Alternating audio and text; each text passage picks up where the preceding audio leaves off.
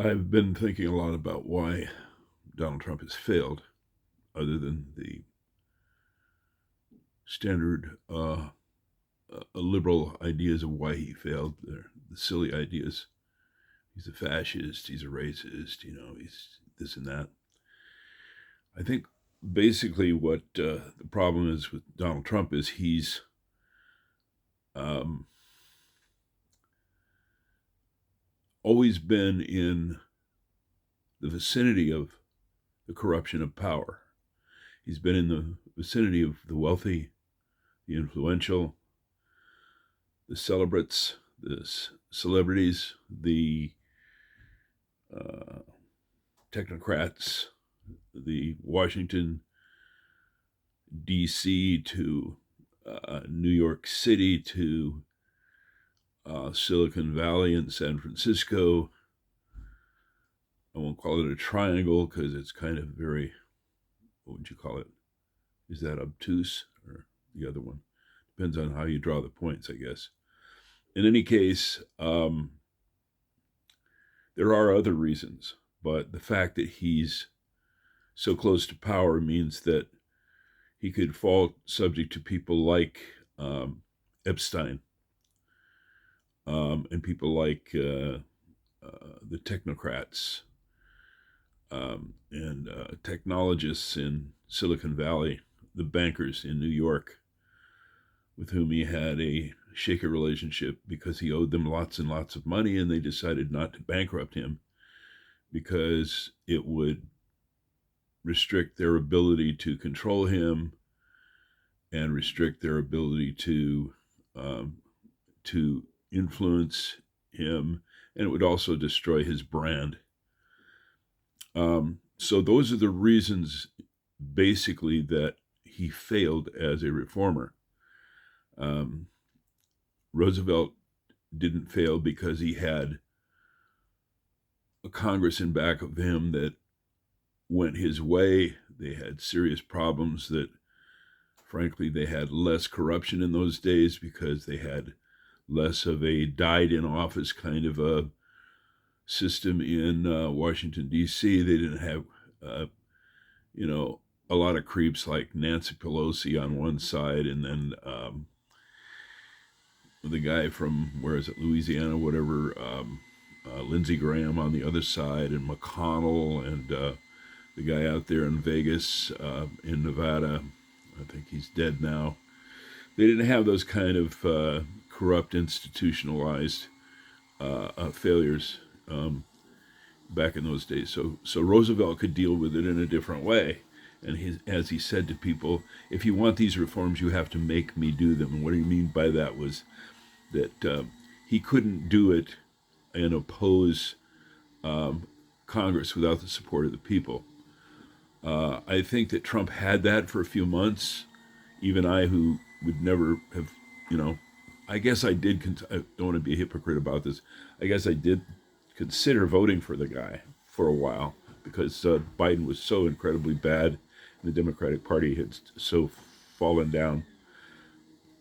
But it's done that before. So my point being here that if we are going to have successful leaders, especially at the top of the ticket, and we do form a new party, such as the America First Party, which is what I would like to do, what I advocate for, we're going to have people that may be wealthy and comfortable and celebrated, but they cannot be close to the rings of power.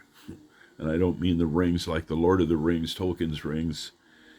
By the way, I was a huge fan back when they first came out back in the 60s. Read the first paperback, eager to get it out there and read it. Anyway, so I'm with a lot of my generation who, name their companies like after Lord of the Rings stuff, like Palantir and I don't know. Thiel has an organization. I can't. That's the one. But there are many organizations. I don't know why I'm going off the deep end here about Lord of the Rings, but anyway, I can because I'm not a professional communicator. I'm an amateur, and I'm glad of that. I still, frankly, think that that's really the reason why he failed is because The Epstein thing, he obviously got caught up in that. He got caught up in the Mossad thing. The Israeli Zionist connection is clearly there in everything he does. It's almost like he's almost trapped to do those things. The other things, the duty he owes to the bankers that he's taken lots of money from over the years, the fraud, the amount of lawsuits. I think at one time, Frontline, I believe, one of the old information sources that I used to have before it went completely corrupt, they said that he had over 600 lawsuits. So all of those institutions now that were in power during his growth and his maturity, if you can call it that. He's somewhat of a childish man, as everybody knows. All of those people are still in power, and they are assisting in keeping the whole system corrupt. From the New York Times, Washington Post, to Fox, to all of the legacy media, that would be MSNBC, CBS, ABC, NBC, CNN. I can't think. The only one that's in it close to reputable at all is probably Al Jazeera. I don't know if that was named after Al Gore or not, but in any case, it's actually still pretty good. I know its interests are somewhat, you know, non-Western in a lot of ways, but it does have some Western values. And I'm not going to promote the station or the platform Al Jazeera, but you can't do wrong if the Israelis have banned you from reporting. I guess they gave up killing reporters from Al Jazeera and just decided, fuck it, we'll ban them. So back to my point, if we're going to get these people into office, such as I'm gonna say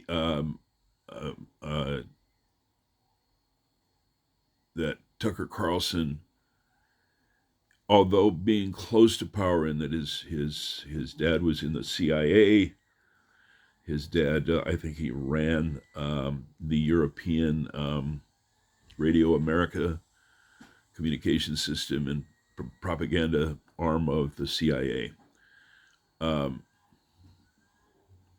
And Candace Owens, who I think is connected to nobility and if not royalty in Great Britain.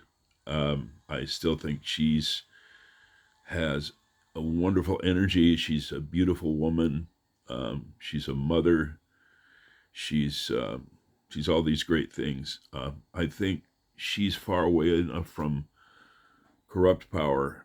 So maybe I should qualify my conditions here.